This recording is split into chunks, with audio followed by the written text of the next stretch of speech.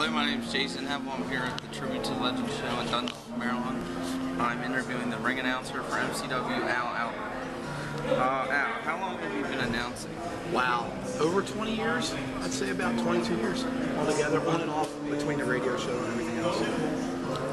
Where else have you done announcing? Well, just MEWF, which turned into MCW. That's it. This has been my home. How long have you been a pro wrestling fan? Wow, that goes all the way back to, I'm going to say about 1972. I started watching on Channel 45. I had friends who actually had seats at the Baltimore Civic Center back then. There was no guardrails. My first championship match was Bob Backlund versus Spiros Area. So it goes a long way back. How did you hear about MCW? Actually, I got started thanks to Bob Starr. I bowled with his mom, and he knew that I was doing television at the time before Dundalk Community College, and I was doing radio. And he had said they needed a ring announcer, and he knew that I liked wrestling. So Bob got me in. I did my first show down at Stony Creek Democratic Club for the MEWF, and I've been here ever since. How old were you when you first started announcing? Okay, I was born in '63. About 25. What are the pros and cons of being an announcer? Pros and cons. Well, the pros part, if you're a wrestling fan, you get to hang with the guys and meet the legends. I've been lucky enough to work with people like Snuka, Eddie Gilbert, any of the big stars that come in and watch.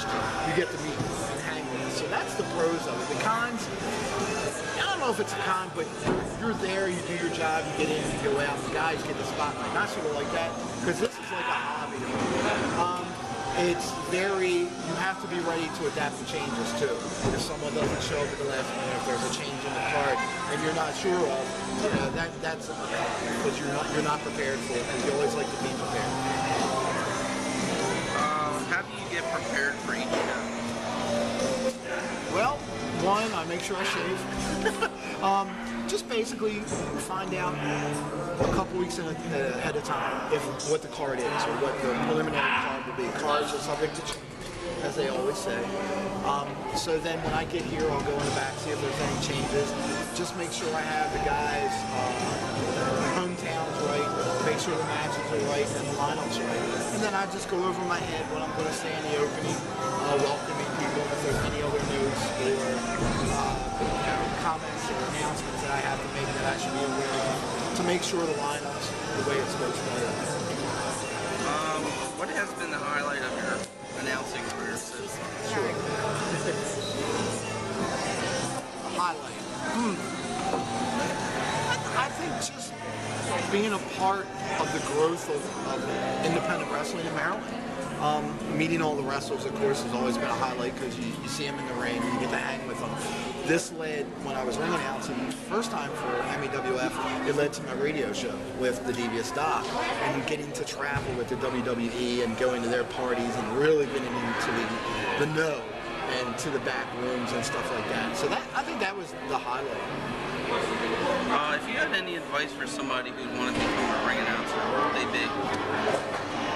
Take public speaking courses in school. One of the things I did in high school was I took a speech class, not a speech therapy, but how to give speeches. You have to have self-confidence to get in the ring. We all make mistakes. I still make mistakes because there's a nervousness when you get into it. Practice in front of a mirror or go places and do some announcing. Just get used to being in front of a crowd and speaking. It comes to you.